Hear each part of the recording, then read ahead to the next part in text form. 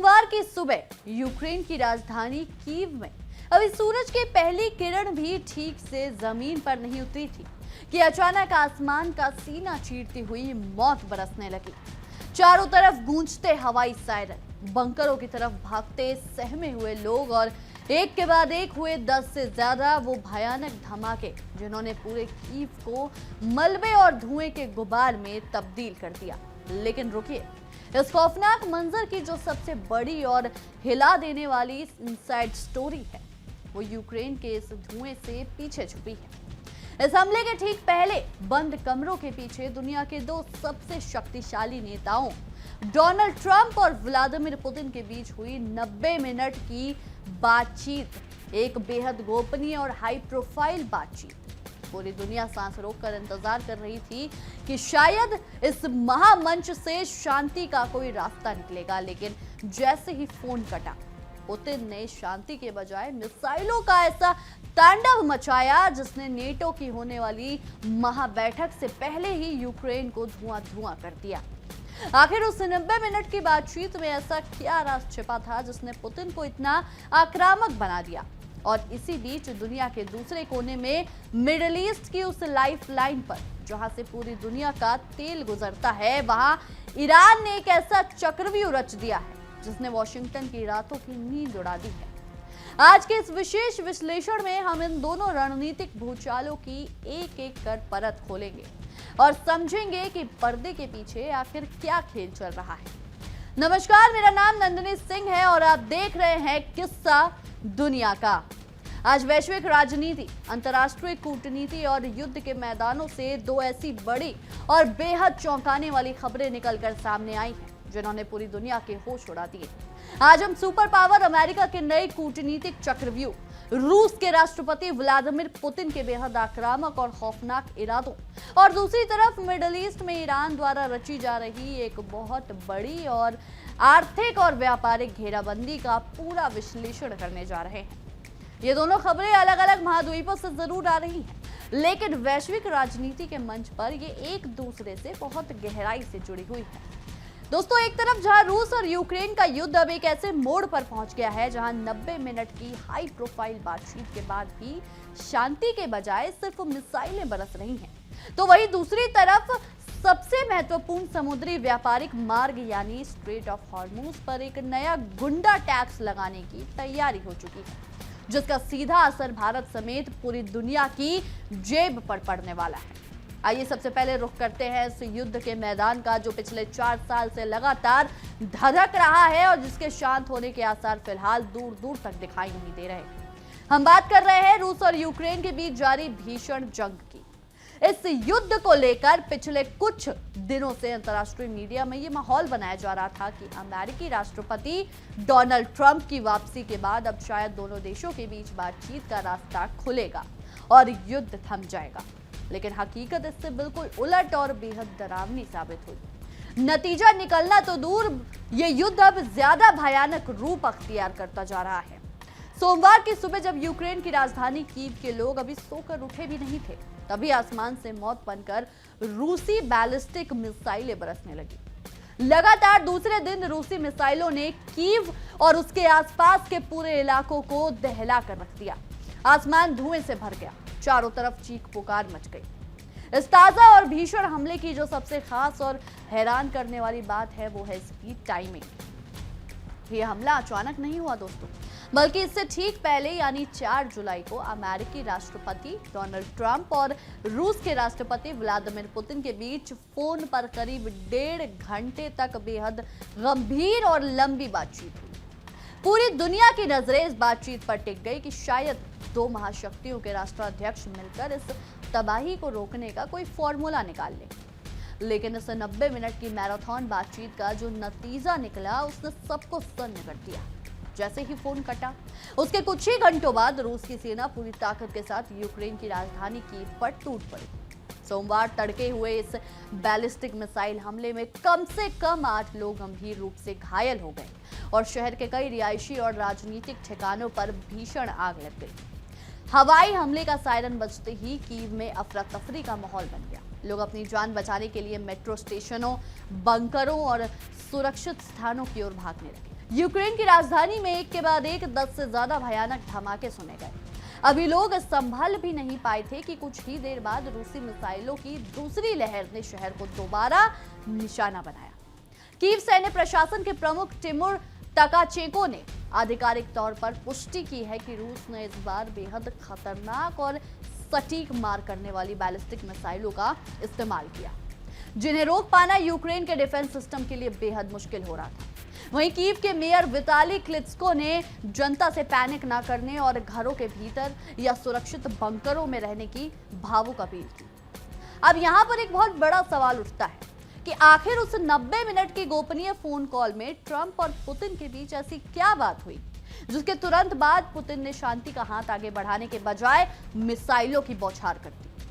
रूसी विदेश मंत्रालय द्वारा जारी की गई आधिकारिक जानकारी के अनुसार डोनाल्ड ट्रंप ने बातचीत के दौरान एक बार फिर से यूक्रेन युद्ध को जल्द से जल्द खत्म कराने में अमेरिका की तरफ से मदद की पेशकश की थी। दोस्तों, ये बातचीत एक ऐसे बेहद नाजुक समय पर हुई जब तुर्की में नाटो देशों का एक बहुत बड़ा और ऐतिहासिक शिखर सम्मेलन शुरू होने जा रहा है।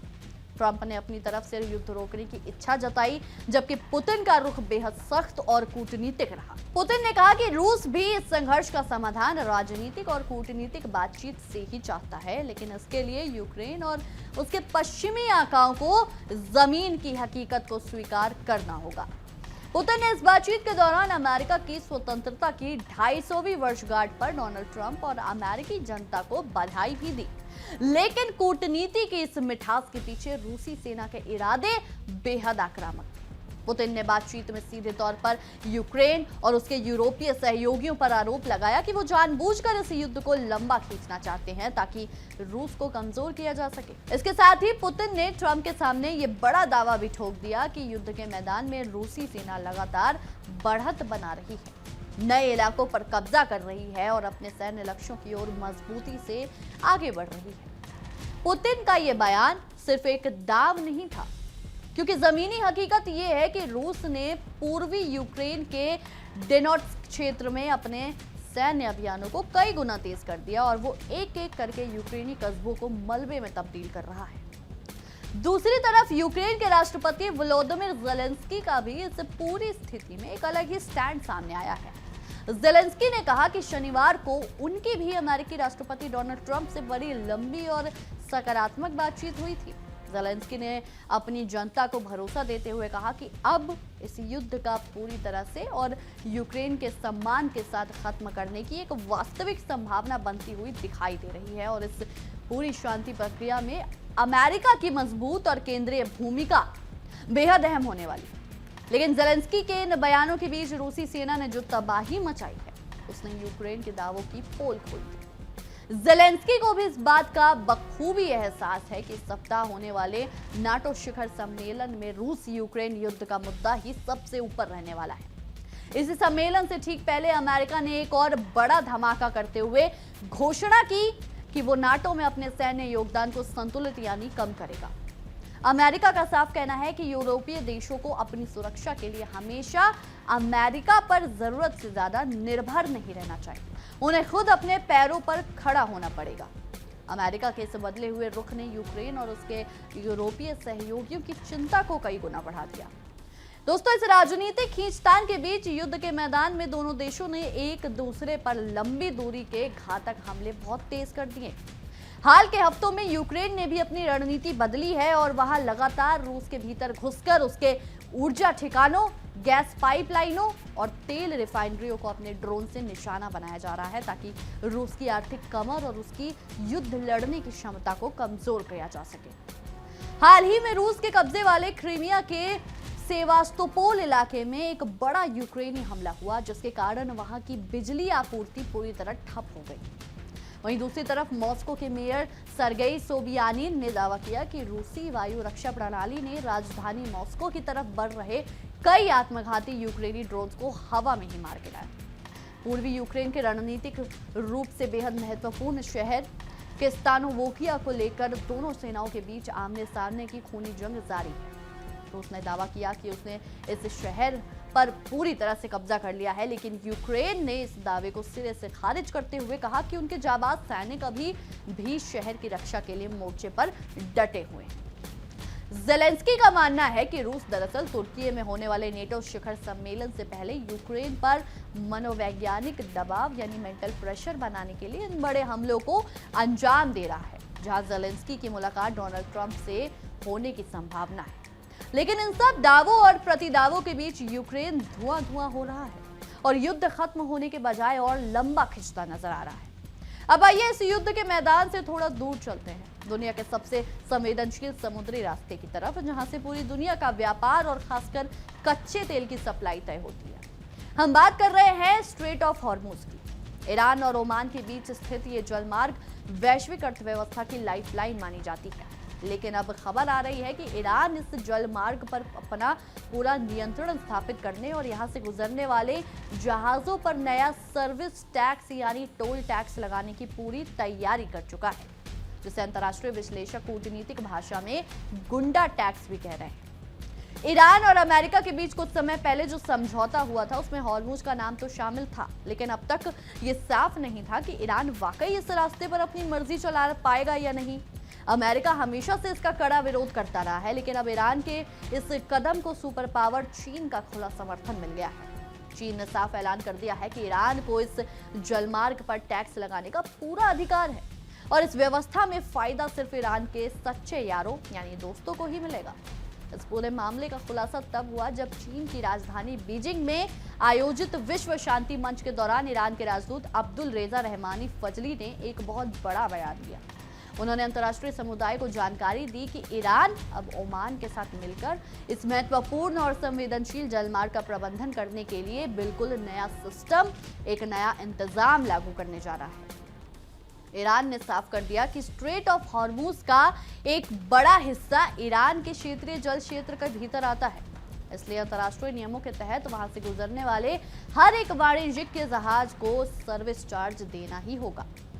दिलचस्प बात यह है कि अमेरिका और पश्चिमी देशों के दबाव के कारण ईरान इसे सीधे तौर पर टोल टैक्स कहने से बच रहा है और इसे बड़े ही सधे हुए अंदाज में सर्विस टैक्स का नाम दे रहा है। ईरानी राजदूत ने इसके साथ ही जो सबसे बड़ा कूटनीतिक बम फोड़ा है वो था उनके द्वारा दोस्तों को विशेष छूट देने का ऐलान। उन्होंने साफ शब्दों में कहा कि हाल के दिनों में जब ईरान संकट के दौर से गुजर रहा था, जब उस पर अंतर्राष्ट्रीय प्रतिबंध लगाए जा रहे थे, उस दौरान जिन जिन देशों ने ईरान का साथ दिया, उसके साथ खड़े रहे और अपनी सच्ची दोस्ती निभाई, उन्हें इस टैक्स के व्यवस्था में विशेष छूट दी जाएगी और उनके जहाजों के साथ बेहद वीआईपी व्यवहार किया जाएगा। उनका सीधा और साफ इशारा चीन और रूस की तरफ था। ये पूरी दुनिया ने देखा है कि जब ईरान और पश्चिमी देशों के बीच युद्ध जैसे हालात थे, तब चीन के जहाजों ने बिना डरे इस रास्ते से अपनी तेल सप्लाई जारी रखी और रूस ने भी बैकडोर से ईरान की भरपूर मदद की। यही वजह है कि ईरान आज इतनी लंबी आर्थिक और सैन्य लड़ाई खींचने में कामयाब रहा है और अब वो अपने इन दोनों दोस्तों को इसका इनाम भी देने जा रहा है। अब आपके मन में उठ रहा होगा ये सवाल कि आखिर ईरान किस बात का टैक्स वसूलने जा रहा है और जहाजों को वहां क्या-क्या सेवाएं मिलेंगी। ईरानी राजदूत के मुताबिक ये फीस मुख्य रूप से 3 बड़े कामों के लिए ली जाएगी। पहला, स्ट्रेट ऑफ हॉर्मुज से गुजरने वाले जहाजों को सुरक्षा प्रदान करना और उन्हें किसी भी बाहरी हमले या पड़ोसी या पायरेसी से बचाना। दूसरा, इस जलमार्ग में होने वाली जहाजों की भारी आवाजाही पर पूरी तरह से नजर रखना और ट्रैफिक को मैनेज करना। और तीसरा, इस समुद्री यातायात के कारण समुद्र और तटीय इलाकों को होने वाले पर्यावरणीय नुकसान को कम करने के लिए उठाए जाने वाले कदमों का खर्च निकालना। दोस्तों, ईरान का कहना है कि जो देश इस रास्ते का इस्तेमाल करके अरबों डॉलर का व्यापार करते हैं, उन्हें इस जलमार्ग के रखरखाव का खर्च तो उठाना ही पड़ेगा। इस पूरे विवाद की टाइमिंग भी बेहद दिलचस्प है। ईरान और अमेरिका के बीच जब पिछला समझौता हुआ था, तब यह तय हुआ था कि अगले 60 दिनों तक दुनिया के सभी वाणिज्यिक और व्यापारिक जहाजों को बिना किसी रोक टोक और बिना किसी चार्ज के स्ट्रेट ऑफ हॉर्मुज से गुजरने की अनुमति होगी। अब वो 60 दिनों का मियाद यानी डेडलाइन बिल्कुल खत्म होने की कगार पर पहुंच चुका है। जैसे ही ये मियाद खत्म होगा, ईरान तुरंत अपनी इस नई टैक्स प्रणाली को जमीन पर लागू करने की तैयारी में है। हालांकि अमेरिका ने पहले ही कड़े शब्दों में ईरान के इस विचार को खारिज कर दिया था और चेतावनी दी थी कि वो अंतर्राष्ट्रीय जल मार्गों पर किसी भी तरह की अवैध वसूली को बर्दाश्त नहीं करेगा। लेकिन इसके बावजूद चीन और रूस की शह पर ईरान अपने इस फैसले पर पूरी तरह अड़ा हुआ है और पीछे हटने को तैयार नहीं। अब इस पूरी वैश्विक बिसात पर सबसे बड़ा और महत्वपूर्ण सवाल हमारे अपने देश यानी भारत को लेकर खड़ा होता है। जब ईरान ये कह रहा है कि फायदे में सिर्फ उसके यार रहेंगे, तो क्या इस टोल व्यवस्था में भारत को अभी कोई छूट मिलने वाली है या भारत के लिए तेल का आयात और महंगा हो जाएगा? अगर हम भारत और ईरान के ऐतिहासिक और कूटनीतिक संबंधों को देखें तो भारत के लिए उम्मीद की किरण बहुत दिखाई देती है। भारत और ईरान के संबंध हमेशा से बेहद मजबूत और संतुलित रहे हैं। इसका सबसे बड़ा प्रमाण यह है कि जब मिडिल ईस्ट में लाल सागर और हॉर्मुज के पास जहाजों पर लगातार हमले हो रहे थे, ड्रोन दागे जा रहे थे, उस पूरे युद्ध काल के दौरान भी भारतीय झंडे वाले किसी भी जहाज पर ईरान का उसके समर्थित गुटों द्वारा कोई हमला नहीं किया गया। भारत के तेल, गैस से लदे जहाज बिना किसी डर के इस रास्ते से गुजरकर सुरक्षित भारत पहुंच रहे थे। इतना ही नहीं, जब ईरान के सर्वोच्च नेता आयतुल्लाह अली खामेनी के परिवार में मातम का माहौल था, तब भारत उन चुनिंदा देशों की सूची में सबसे आगे शामिल था जिनके उच्च स्तरीय प्रतिनिधियों ने ईरान पहुंचकर अपनी गहरी संवेदनाएं और श्रद्धांजलि प्रकट की। इसके अलावा संकट के समय में भारत की विभिन्न संस्थाओं द्वारा ईरान को लगातार मानवीय और चिकित्सा सहायता सामग्री पहुंचाई जाती रही है। कूटनीति की इस गहरी दोस्ती का एक और पहलू है और वो है ओमान के साथ भारत के रिश्ते। इस नए टैक्स सिस्टम को लागू करने में ईरान के साथ ओमान भी बराबर का हिस्सेदार है और भारत के संबंध ओमान के शाही परिवार और वहां की सरकार से कितने बेहतरीन हैं, ये किसी से नहीं छिपा। हाल ही में जब हॉर्मुज के पास हमले के बाद एक अंतर्राष्ट्रीय शिप में कुछ भारतीय नाविक फंस गए थे, तब ओमान की सरकार और उनकी नौसेना ने आगे बढ़कर उन भारतीयों की जान बचाई थी। इन तमाम समीकरणों को देखकर यह साफ हो जाता है दोस्तों कि जब ईरान और ओमान मिलकर इस नई सर्विस टैक्स व्यवस्था को आधिकारिक रूप से शुरू करेंगे तो उनका भारत का नाम उनकी प्रिविलेज लिस्ट यानी विशेष छूट पाने वाले देशों की सूची में शामिल रहने की पूरी उम्मीद है। अगर हम आज के दोनों बड़े घटनाक्रमों को मिलाकर देखें तो दुनिया इस वक्त एक बहुत बड़े बदलाव की दौर से गुजर रही है। एक तरफ जहां रूस और यूक्रेन के युद्ध में डोनाल्ड ट्रंप की एंट्री के बाद भी शांति स्थापित होना आसान नहीं दिख रहा और पुतिन अपनी मिसाइल शक्ति के दम पर पश्चिमी देशों को अपनी शर्तों पर झुकाने के लिए मजबूर कर रहे हैं, तो वहीं दूसरी तरफ ईरान जैसी क्षेत्रीय ताकतें अब अमेरिका के कड़े प्रतिबंधों और उनकी नौसैनिक धमकियों को ठेंगे पर रखकर दुनिया के सबसे व्यापारिक मार्गों पर अपनी संप्रभुता और अपने नियम थोप रही है। इन दोनों ही मामलों में अमेरिका की जो वैश्विक चौधराहट थी, वो उसकी एक तरफा दादागिरी थी, उसे बहुत बड़ी चुनौती मिल रही है। पुतिन ने 1.5 घंटे की बातचीत के बाद कीव को धुआं करके ट्रंप को यह संदेश दे दिया कि रूस अपनी शर्तों से पीछे नहीं हटेगा और ईरान ने चीन के साथ मिलकर टैक्स लगाने का ऐलान करके वॉशिंगटन को उसकी आर्थिक कूटनीति की सीमाएं समझा दी। आने वाले दिन पूरी दुनिया की अर्थव्यवस्था और सुरक्षा के लिहाज से बेहद संवेदनशील होने वाले हैं। तुर्की में होने वाली नाटो की बैठक में क्या फैसला होता है? क्या पश्चिमी देश यूक्रेन की और ज्यादा घातक हथियार देंगे या फिर वो रूस के इस आक्रामक रुख के आगे घुटने टेक देंगे? इन पर फिलहाल सबकी नजर बनी रहेगी। बहरहाल हमारी आज के इस विशेष रिपोर्ट में इतना ही। आपकी इस विषय में क्या कुछ राय है, क्या कुछ सोचते हैं, हमें कमेंट सेक्शन में जरूर साझा करें। तब तक के लिए देखते रहिए इंडिया डेली 24/7 और हमारा खास शो किस्सा दुनिया का। देखिए इंडिया डेली 24/7 अब आपकी स्मार्ट टीवी पर।